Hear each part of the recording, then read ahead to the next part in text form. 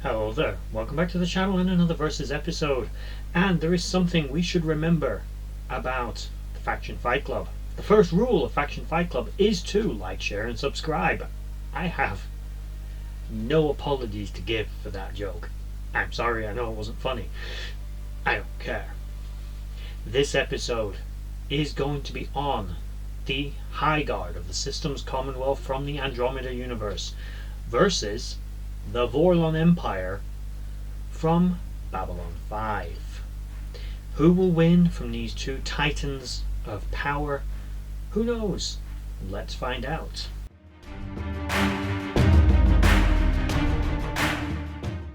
As always, we start with a little bit of a disclaimer. We have to equalize the footing of these two powers a little bit. We have to assume that their respective technologies can at least do some damage to one another on some level, so they can hurt each other. Otherwise, disposition of forces and tactics will remain the same. So let's begin with talking about the Highguard.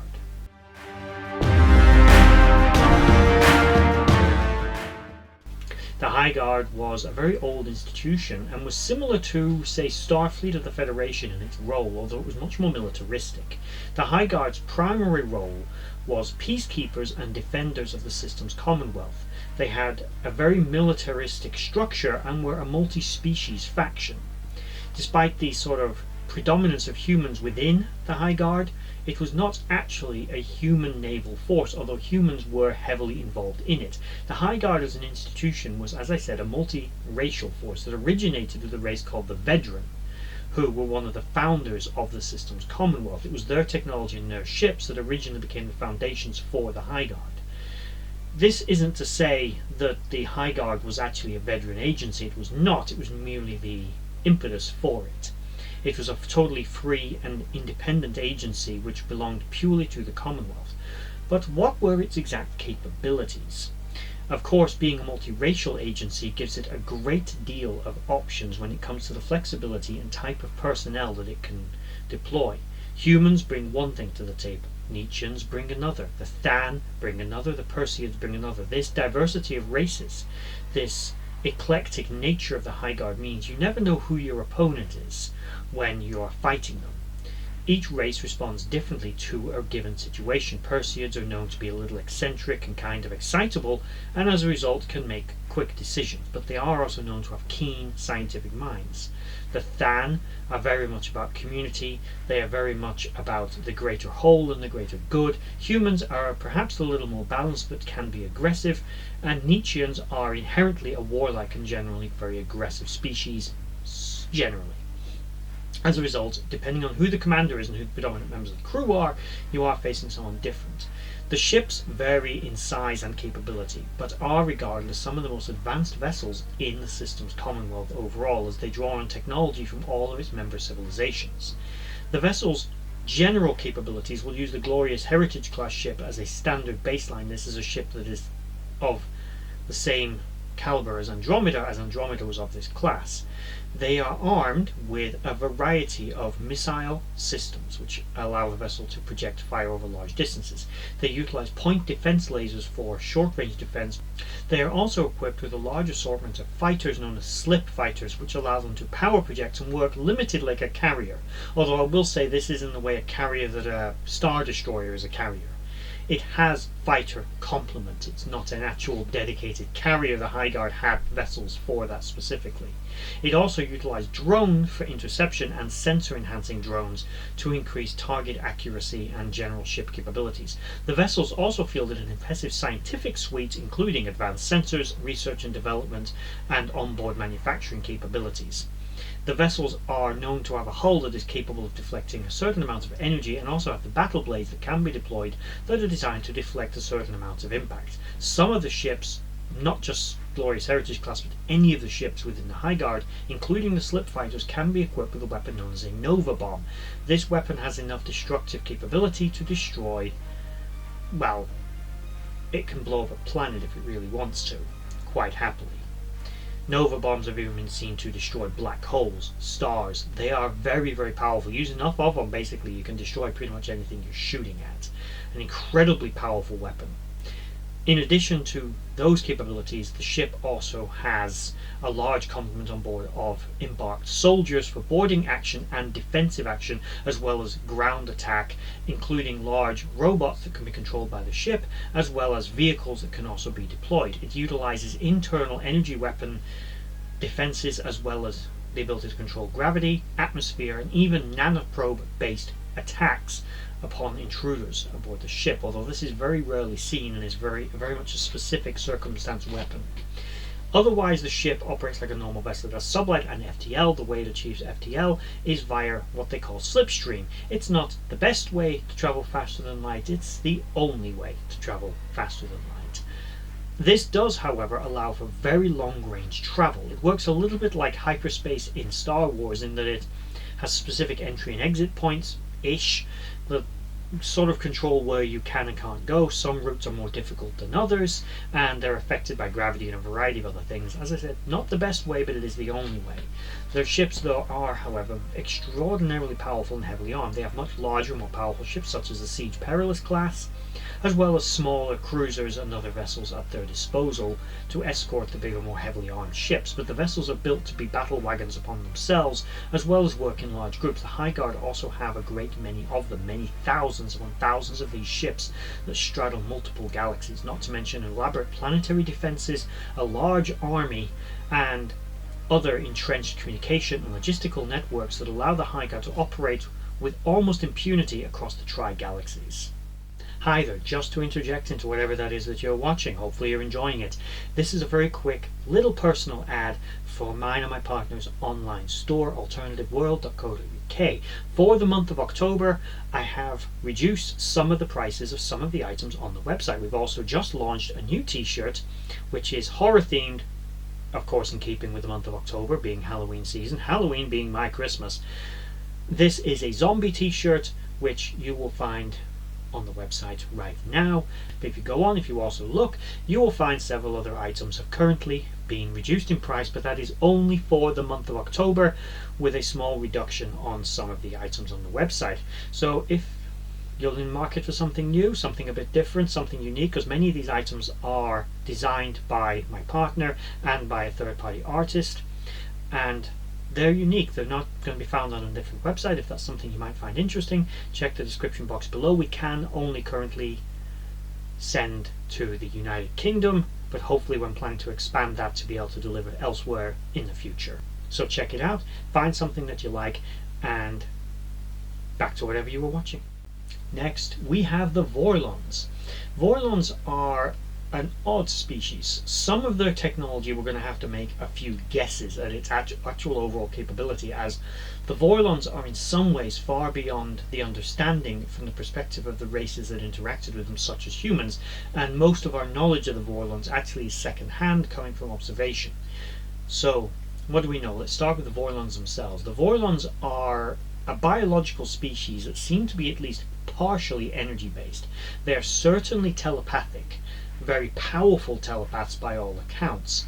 Their species are extraordinarily long-lived, bordering on immortal, only really dying from injury or from potentially disease, but considering how advanced their science and medicine is, the likelihood of a Vorlon getting so sick it would die is slim to non-existent. They consider it actually a great insult to their race if a lesser species like a human was responsible for killing one of them or holding one of them prisoner. They are considered puppet masters. Although they do actually have great tactical capabilities themselves, they like to pull the strings of others and have them do the fighting for them in proxy wars, as we saw with the Shadow War, which is another conversation entirely, but it's one that the Vorlons are intimately involved in, but didn't want to fight directly. Vorlons rarely show their true appearance, always hiding themselves in behind what are known as encounter suits. This gives the Vorlon a perceptible image to younger races, as whenever a younger species actually sees a Vorlon, they've been genetically conditioned to see them a certain way, to perceive them a certain way. They see them as an angel, or they see them as one of their gods. This is written into them to make other races trust them and allow the Vorlons to more easily manipulate them. The Vorlons have been around for millions of years and have interfered with the evolution of many different species, albeit not every race, but a lot of them, and continue to do so up until the modern age, even going as far as to genetically engineer humans and a few other races, such as the Centauri, to have telepaths in their numbers because they can be used as weapons against the Vorlons' real enemy, the Shadows.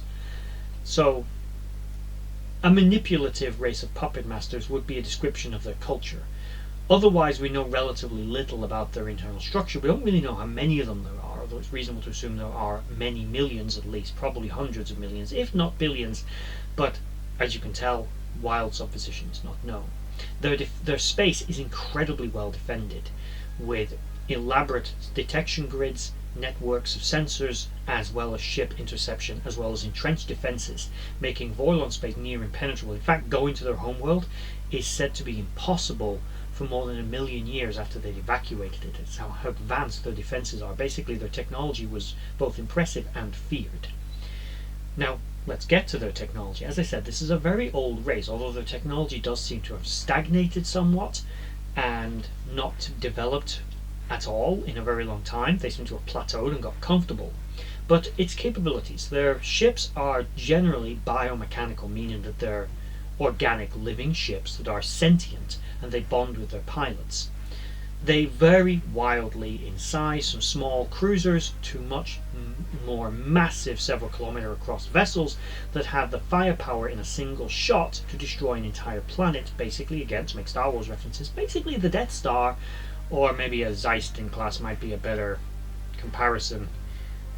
But the Death Star is a lot cooler. So let's say these things are big disc-shaped Death Stars. The Vorlons don't have many of these ships, however, but they do have some of them, and the fact that they have any at all is a little unsettling. The general weapons that their ships carry, they only seem to be armed with a single primary weapon mounted in the front of the ship, which fires directly forward and with a bit of tilt. They do have smaller defensive weapons that can be grown out of the hull to shoot at smaller targets as point defences, but basically they don't rely on these defence systems. They're usually anti-personnel, and it's something the ship will create when it feels threatened or is being annoyed by something that shouldn't be getting too close to it. Touching a Vorlon ship, there's another big no-no, can pretty much kill you on touch if it really has a mind to. And the reason they don't worry too much about point defense systems is this race operates on such a technological level that the weapons utilized by the younger races and even by some of the older races are so weak compared to their defensive armor, they don't make any impact anyway. So the Vorlons basically shrug off pretty much everything other than a major weapon by one of the higher races. Even some of the more advanced younger races like the Minbari can't really touch a Vorlon ship. They're simply too strong.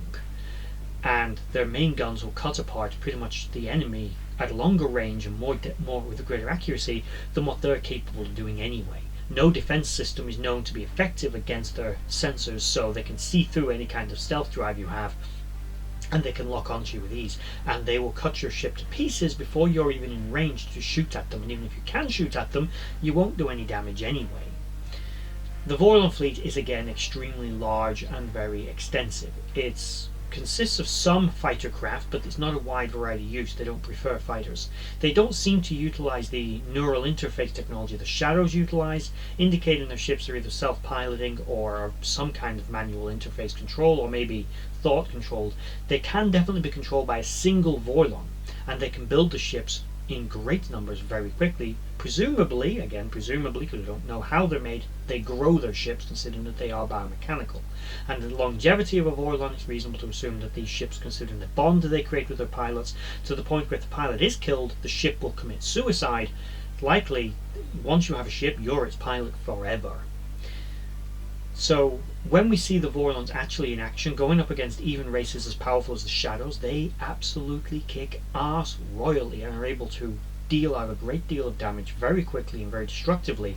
They are also known to be extremely ruthless in battle, not having any real regard for individuals' lives or even to the life of an entire world, showing that they were willing to blow up Centauri Prime just because Londo Mollari was still alive and he had been tainted by the Shadows, and they wanted to remove that taint. So they would kill billions to kill one person. That's, to be honest, like going after a single fly with a flamethrower and a bazooka, but all the same, it shows how far they will go.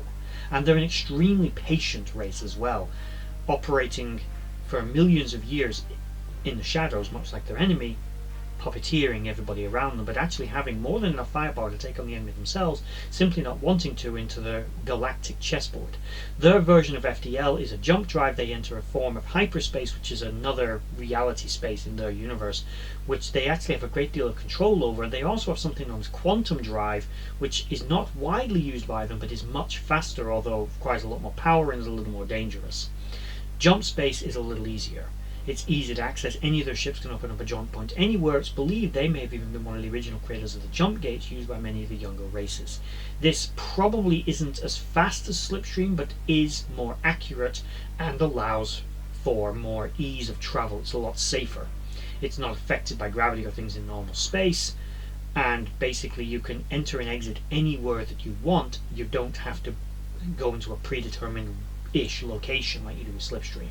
So there are our main two combatants, so let's see how they would square up in a war.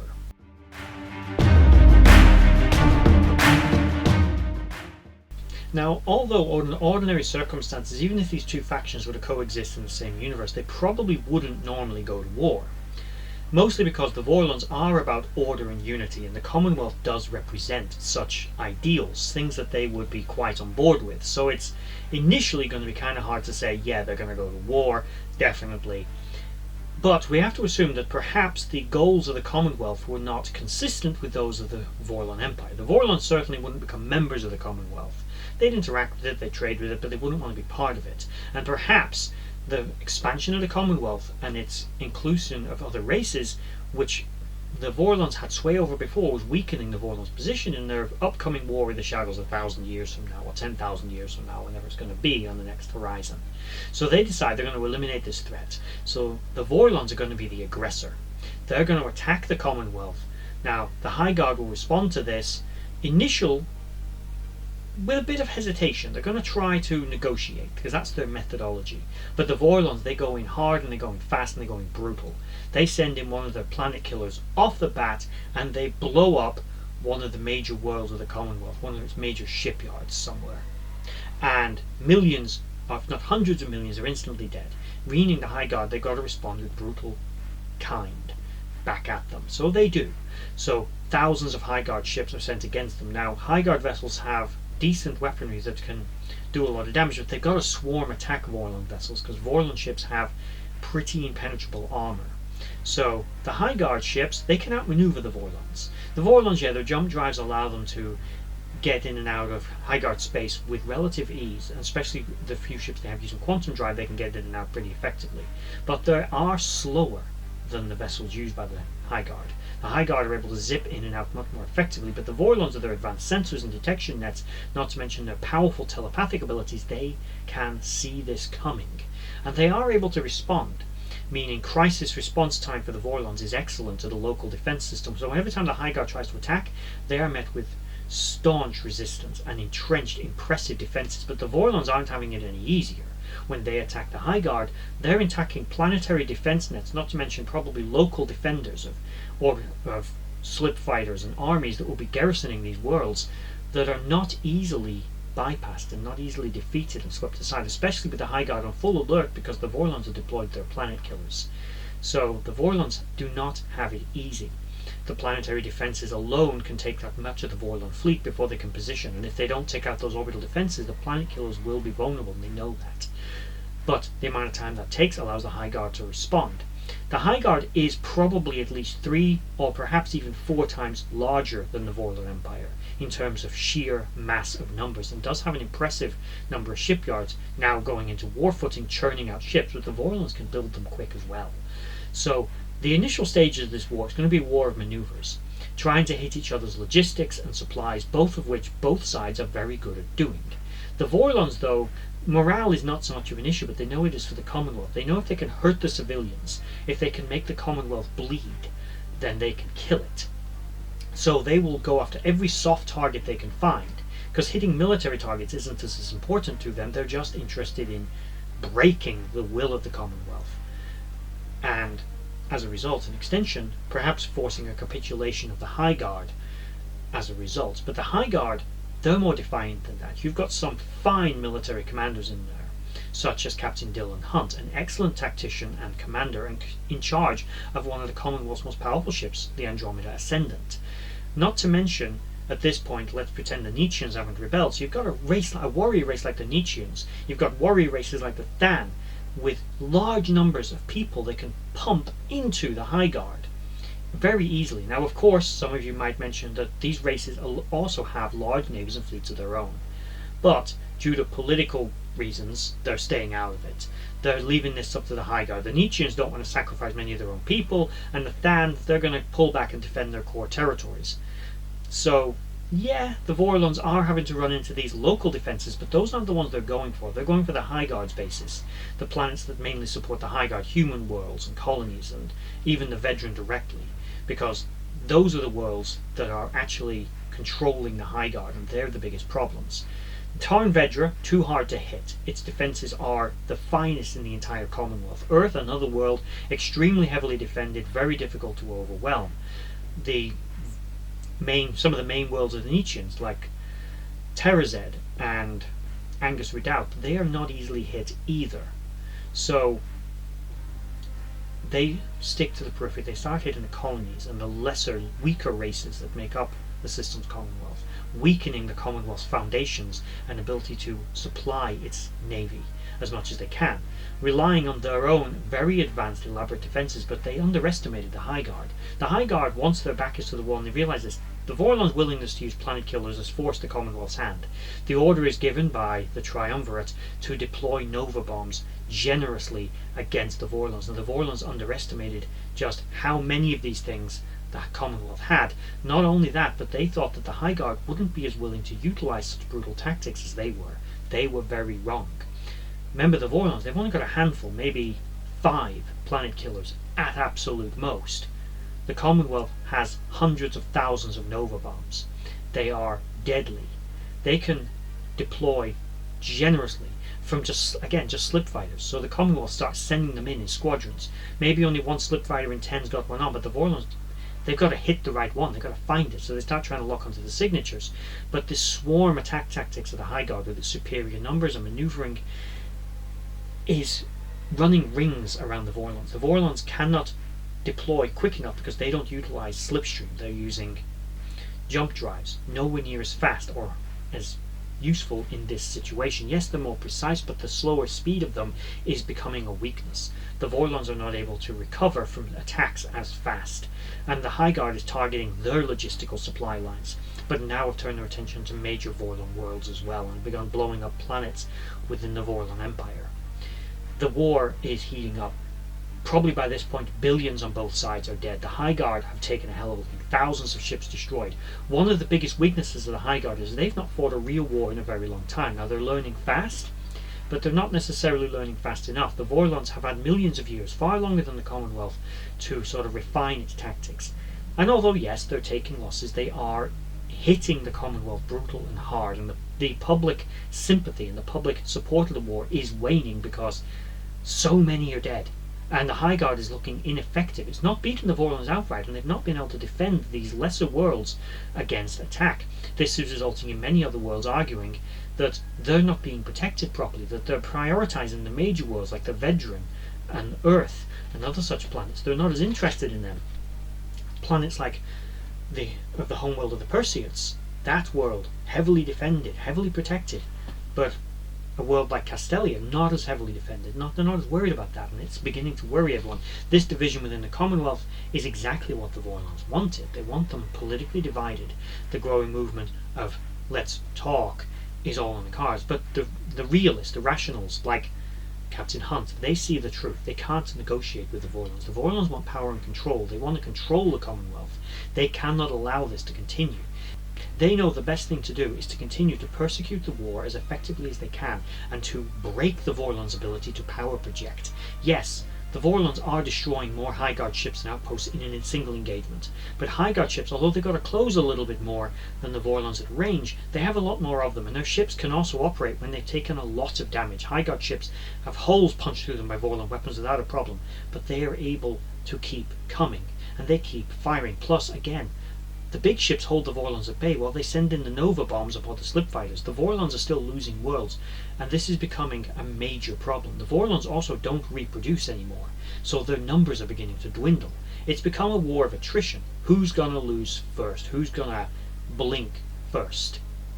And my feeling is it's gonna be the Vorlons.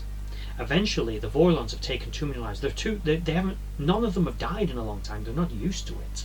So the very tactic they were using against the Commonwealth has been turned around on them. Their morale, their support for this conflict has beginning to waver. They also fear that if they are completely overwhelmed by the Commonwealth, that perhaps the Shadows will win in the future war, so they need to now find an end to this and perhaps find a way to work with the Commonwealth, at least passively, to perhaps still steer the galaxies in a direction that they can fight the Shadows in a future conflict like the Vorlons want. Now they see the Highguard as an obstacle to that, but right now the Highguard is actually demonstrating that it's a military force to be reckoned with, that perhaps it's something the Vorlons can use. So eventually, after more than half the Vorlon navy has been eliminated completely, they've lost many worlds, they agree to a conditional surrender. They will step down. Now the Highguard, they're all for peace. So they cease the use of strategic weapons, and they do agree to a ceasefire, and they do end it, but they make the Vorlons pay for the brutal tactics. They will insist on the dismantlement of Vorlon outposts. They will neuter the Vorlon navy. They will get rid of the planet killers, and those will be conditions that the Vorlons will have to adhere to. And that's where I think this will go, because the Commonwealth, they don't believe in extermination. The Vorlons might, but I don't think they'll really have the might to take on an institution as big as the Commonwealth.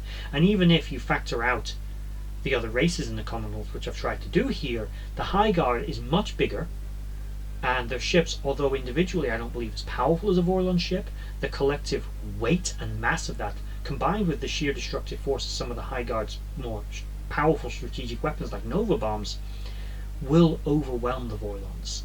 And although the Vorlons were hoping for a blitzkrieg-style victory where they could hit the Commonwealth fast and hard, much like the Nietzscheans tried to do, and actually succeeded, but the Nietzscheans did it with a much bigger force and they knew where to hit, and they did it from within, dividing and weakening the Commonwealth. The Highguard, fighting a more conventional war against an enemy like the Vorlons, I think they're going to win. And the Vorlons will surrender rather than simply be eliminated or destroyed. And I think the Highguard's goal would never be to wipe out another race. So they would try to find a peaceful resolution if the Vorlons are willing to offer it. But it would be conditional, because by this point they ain't trusting the Vorlons. Vorlons have always been a little mysterious, so you don't even really know what they want anyway. So now it's a case of, fine, there'll be peace, but it's on our terms. But let me know in the comment section below if you disagree and think the Vorlons would win. And tell me why you think the Vorlons will win, because this is all for fun, remember. This is pure hypothetical. They're just my opinions. You are entitled to have a completely different one, and I encourage you to do so. If you think I'm right, or you think the war they might still win, but it'll go a little differently, maybe the Commonwealth doesn't come out on top, or maybe the Commonwealth has to fight to the bitter end, absolutely exterminating the Vorlons. Because remember, one of the rules of this is they don't really get help from others. So I'm not having the Interstellar Alliance come to the aid of the Vorlons, or even the Shadows come to the aid of the other first ones. And it's the same with the Commonwealth. I'm not having all the other races, or even the Magog or someone come to their aid. So just these primary powers and the resources they have at their disposal. The Vorlon Empire, compared to the size of the Commonwealth, in terms of raw materials, is far smaller. And I think that overwhelming force is going to be the deciding factor, but that's, again, my personal position on it. Let me know in the comment section below if you have a different one.